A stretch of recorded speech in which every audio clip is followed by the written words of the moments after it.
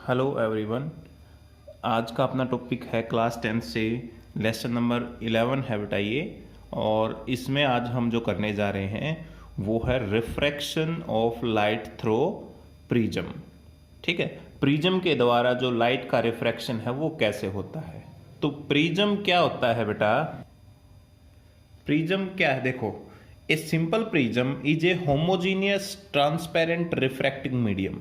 एक जो simple prism होता है वो एक होमोजीनियस ट्रांसपेरेंट रिफ्रैक्टिंग मीडियम होता है। होमोजीनियस का मतलब होता है बेटा एक जैसा। ठीक है, ये पूरा जैसे मैंने दिखा रखा है यहाँ पर, ये कुछ इस प्रकार से 3D में हमें दिखेगा।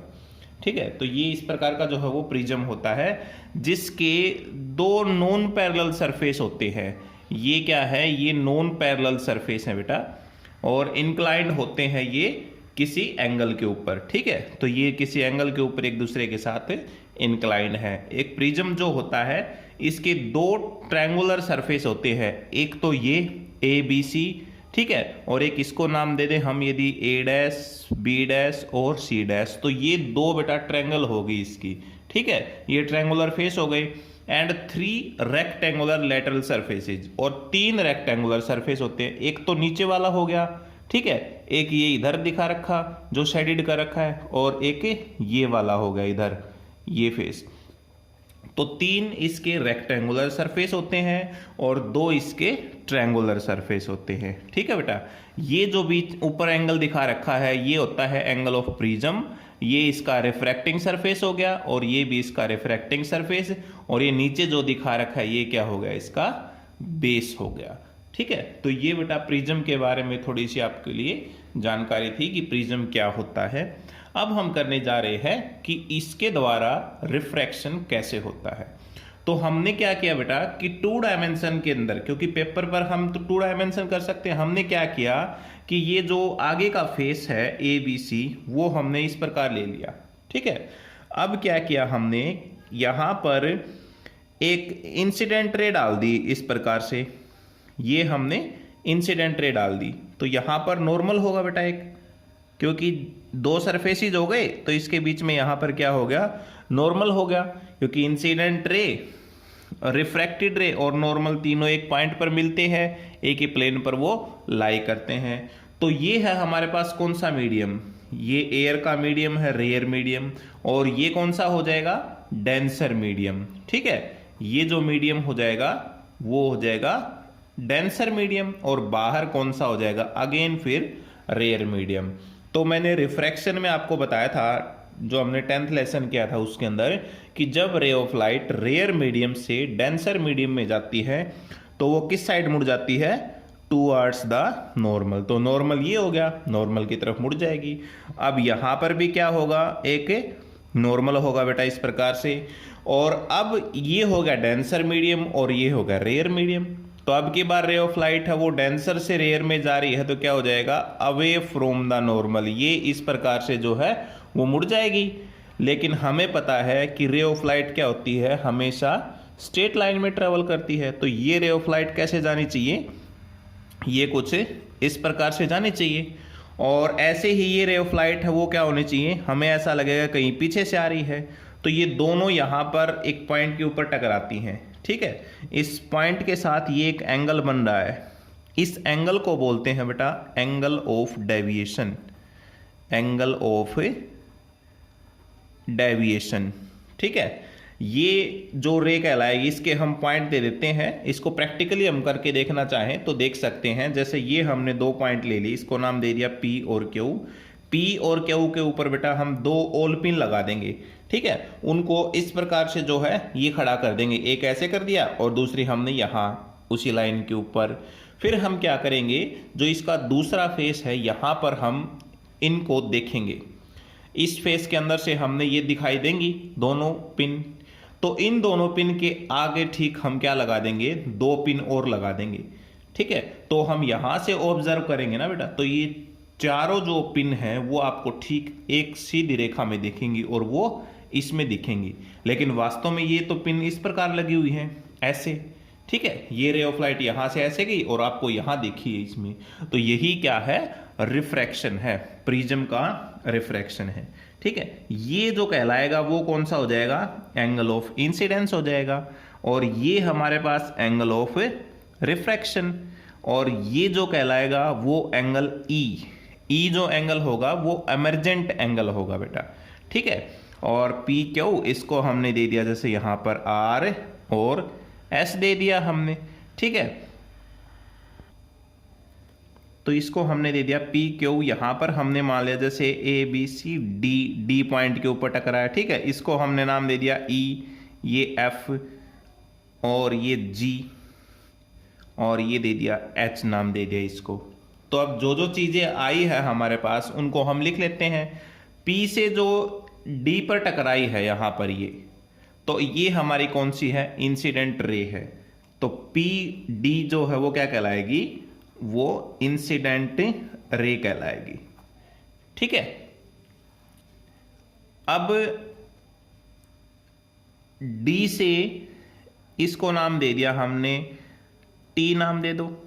ठीक है, डी से जो टी पर गई है डी टी की, ये हमारे पास कौन सी है, रिफ्रैक्टेड रे। कौन सी हो जाएगी, रिफ्रैक्टेड रे हो जाएगी। ठीक है, ये जो है यहां पर ये एंगल ए होगा।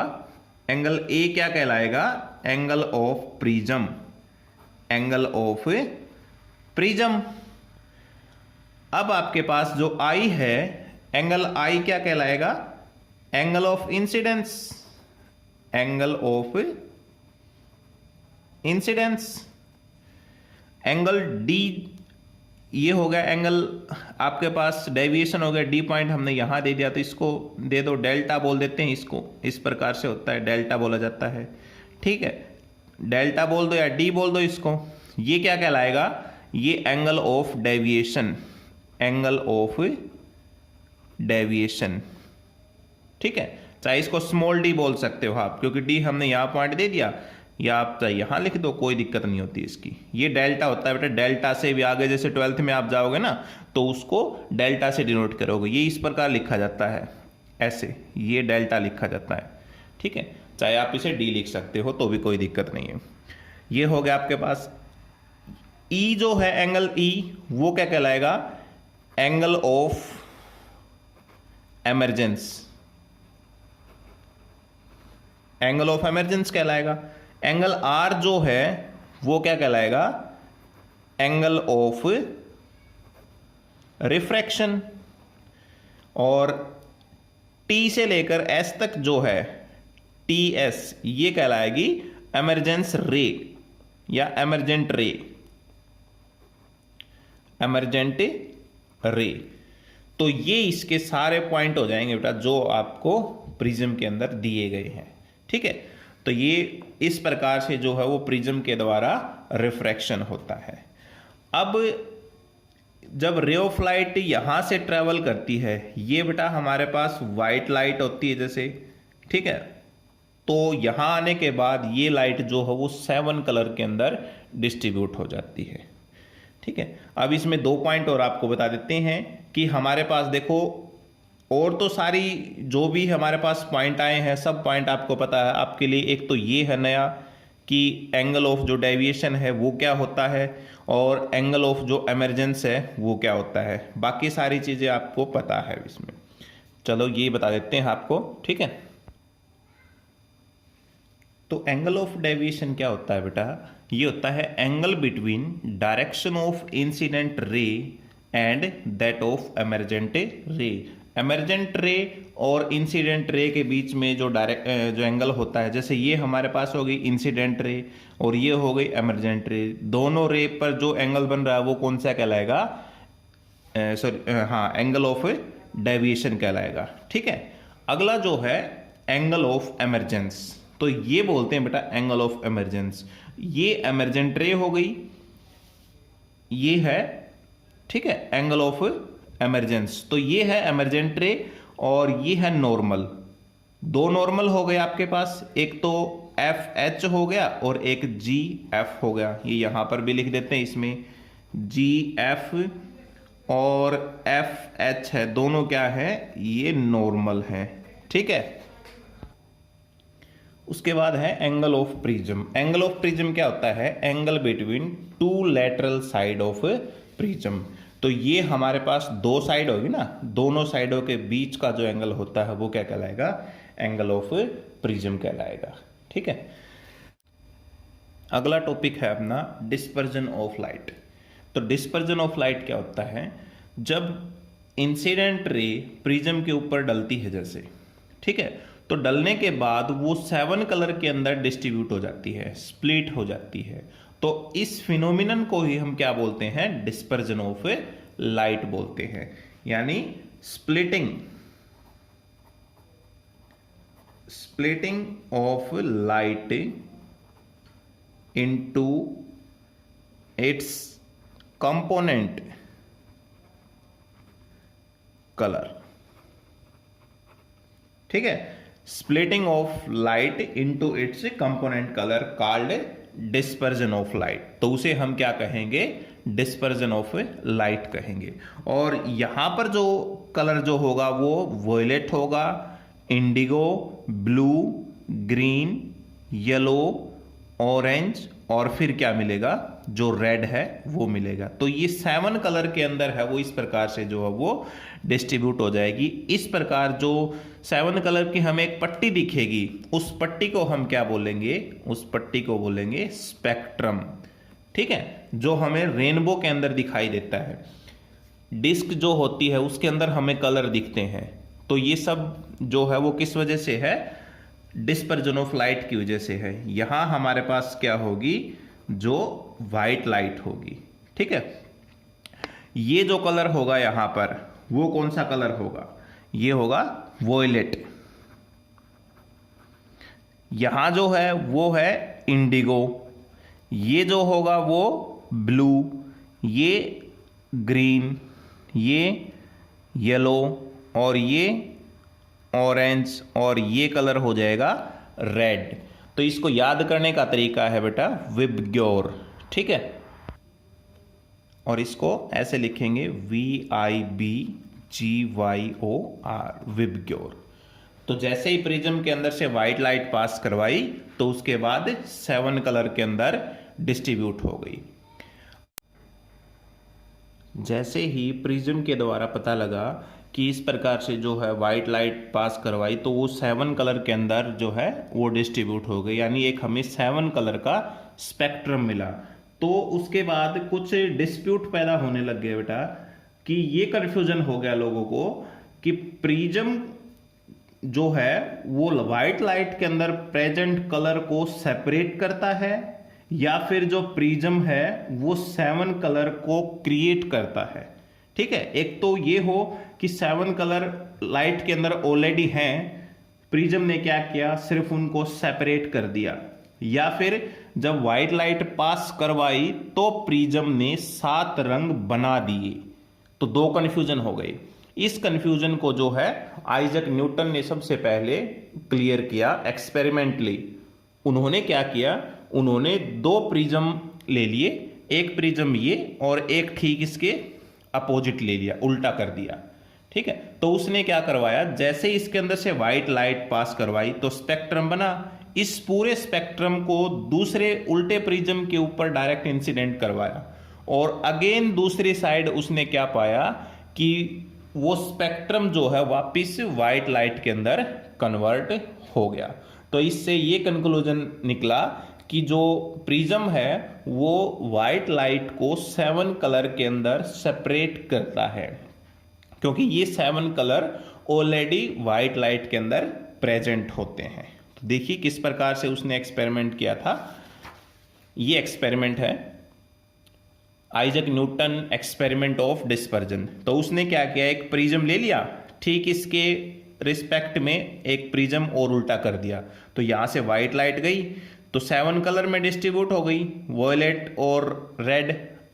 इधर का सबसे पहला वॉयलेट और अपर का जो हो जाएगा वो रेड।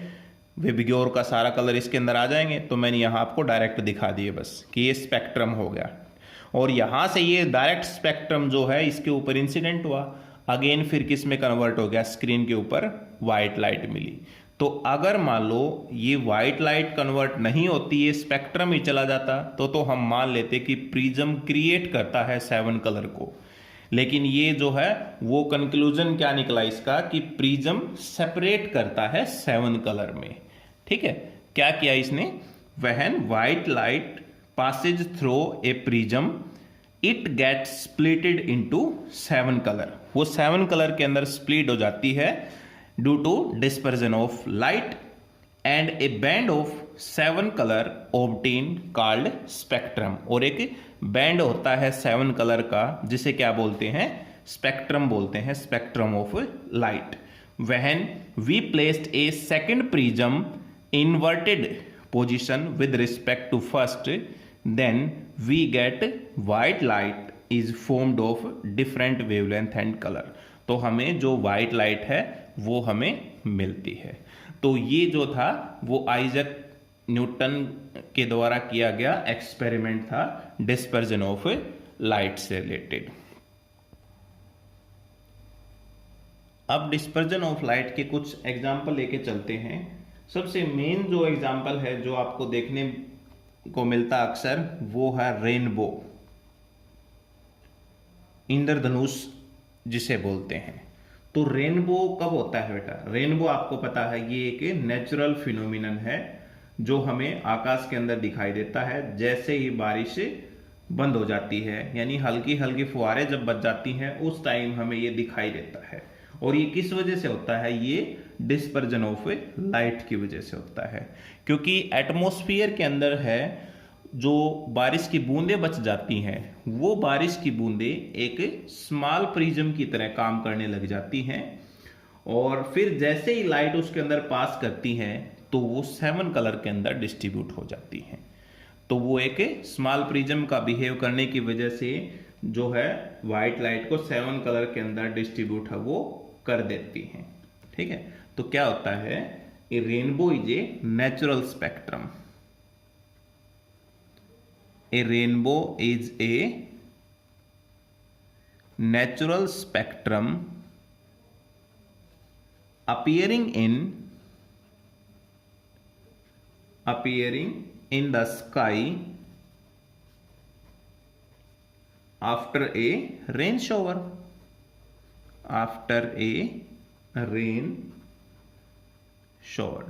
ठीक है, बारिश के बाद हमें ये दिखाई देता है। और किस वजह से होता है, ये डिस्पर्जन ऑफ लाइट की वजह से होता है। It is due to dispersion of light by teeny water droplet। ठीक है, ये डिस्पर्जन ऑफ लाइट की वजह से होता है। किसकी वजह से, जो टीनी वाटर ड्रॉपलेट जो है एटमॉस्फेयर के अंदर बच जाती हैं, present in the atmosphere.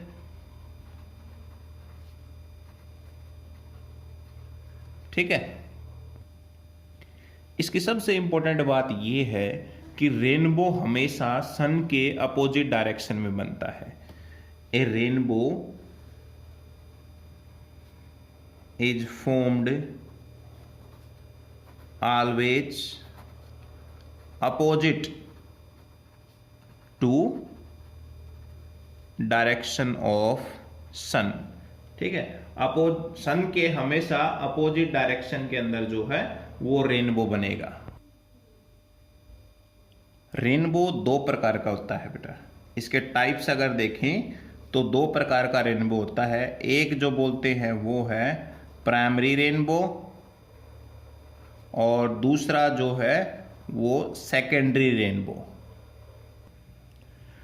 Primary rainbow में क्या होता है बेटा, जैसे हमने मान लिया कि ये हमारे पास क्या है कि वाटर ड्रॉपलेट है, तो रे ऑफ लाइट कोई भी है वो इसके ऊपर इंसिडेंट हो रही है यहाँ पर। तो जैसे यहाँ पर इंसिडेंट हो रही है तो क्या होगा, वो रे ऑफ लाइट यहाँ से रेयर मीडियम है, ये डेंसर मीडियम है, तो यहाँ अगर नॉर्मल हुआ तो क्या हो जाएगा, टुवर्ड्स द नॉर्मल। और फिर यहाँ जो होता है वो उसका इंटरनली रिफ्लेक्शन हो जाता है। इंटरनली का मतलब पूरी तरह से अंदर ही रिफ्लेक्ट हो जाती है। और ये क्यों हो जाती है रिफ्लेक्ट, क्योंकि यहां पर एंगल ऑफ इंसिडेंस जो है वो ग्रेटर देन हो जाता है क्रिटिकल एंगल से। ये बातें जो है वो बताएंगे आपको किस प्रकार से। जैसे मान लो हमारे पास ये रेयर मीडियम है और ये है डेंसर मीडियम। अब टोटल जो इंटरनल रिफ्लेक्शन बोलते हैं या ओनली इंटरनल रिफ्लेक्शन भी कह सकते हो, उसके लिए कंडीशन जरूरी है सबसे पहली ये कि लाइट है वो डेंसर मीडियम से आनी चाहिए, ठीक है, और फिर कहाँ जानी चाहिए, वो रेयर मीडियम से। तो क्या होता है कि मान लो यहाँ पर रे ऑफ लाइट डेंसर मीडियम से रेयर मीडियम में जा रही है, तो ये नॉर्मल होगा, क्या होगा, अवे फ्रॉम द नॉर्मल, तो वो इस प्रकार चली जाएगी। थोड़ा सा और एंगल बढ़ा देते हैं तो थोड़ी सी रे ऑफ लाइट और मुड़ जाती है इस प्रकार से, और अगर बढ़ा देते हैं तो बिल्कुल इसके इस प्रकार हो जाती है रे ऑफ लाइट, और अगर एंगल बढ़ा देते हैं तो रे ऑफ लाइट वापिस उसी मीडियम में आ जाती है। तो ये जो लाइट आई है वापिस, ये इंटरनली रिफ्लेक्ट होगी पूरी तरह से, यानी ये हमारे पास जो हो गया, यहां पर जो एंगल है ये एंगल पूरा, ये एंगल क्या कहलाएगा, ये क्रिटिकल एंगल हो जाएगा। एंगल ऑफ इंसिडेंस हो गया और ये हो गया एंगल ऑफ रिफ्रैक्शन। जब एंगल ऑफ रिफ्रैक्शन 90 डिग्री हो जाता है तो उसे हम कहते हैं वो क्रिटिकल एंगल कहलाता है। और यहां पर जो है ये एंगल ऑफ इंसिडेंस हो गया, और एंगल ऑफ रिफ्रैक्शन कौन सा हो जाएगा, नॉर्मल के साथ हो जाएगा, नॉर्मल के साथ ये हो गया एंगल ऑफ, तो ग्रेटर देन हो जाएगा हमारे पास क्रिटिकल एंगल से।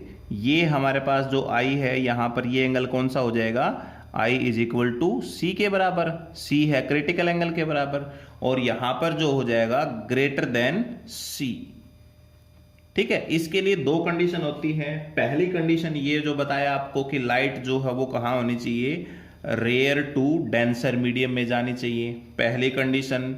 टोटल इंटरनल रिफ्लेक्शन की बात करते हैं हम, ये टोटल इंटरनल रिफ्लेक्शन या फिर इंटरनली रिफ्लेक्शन।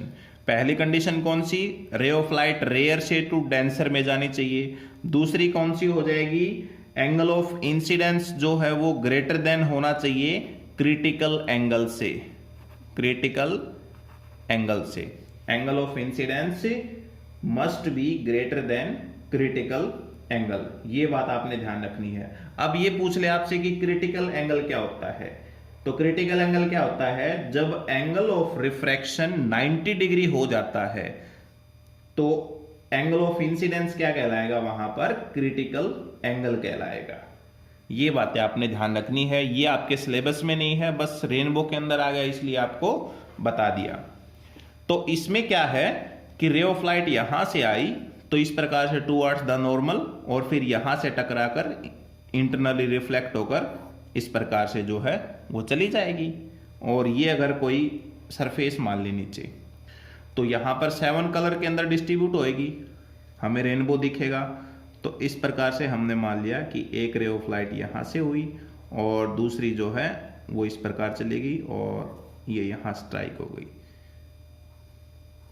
ठीक है। ये हमने क्या दिखा दिया कि ये रेड कलर हो गया, ये हो गया वोयलेट कलर, और यहां से जो है ये रेड कलर टकराकर यहां पर आ गया। ये जो एंगल होगा यहां पर, अगर एंगल देखें इसमें, तो लगभग 42 के करीब का जो है वो होगा, और अगर इसकी वॉयलेट की बात करें हम तो लगभग जो है ये 40 डिग्री के नियर अबाउट, यानी ये जो है 42 43 तक जो है वो वेरी कर जाते हैं। तो इस प्रकार से डिफरेंट डिफरेंट एंगल के ऊपर जो है ये स्ट्राइक करेंगे, अलग अलग कलर जो होंगे। ये है हमारे पास प्राइमरी रेनबो। तो प्राइमरी रेनबो में क्या हुआ, यहां से रे ऑफ लाइट आई तो रिफ्रैक्शन हो गया, फिर इंटरनल रिफ्रैक्शन हो गया, रिफ्लेक्शन सॉरी, पहले रिफ्रैक्शन फिर इंटरनल रिफ्लेक्शन और फिर अगेन रिफ्रैक्शन। यानी इन primary rainbow 2 refraction and 1 internally reflection, ठीक है। प्राइमरी रेनबो की क्या कंडीशन है, प्राइमरी रेनबो के अंदर 2 रिफ्रैक्शन होंगे और 1 इंटरनली रिफ्लेक्शन होगा। ये आप प्राइमरी रेनबो में लिख सकते हो, in primary rainbow 2 refraction and 1 internal reflection takes place. अब हम बात करते हैं सेकेंडरी रेनबो के ऊपर।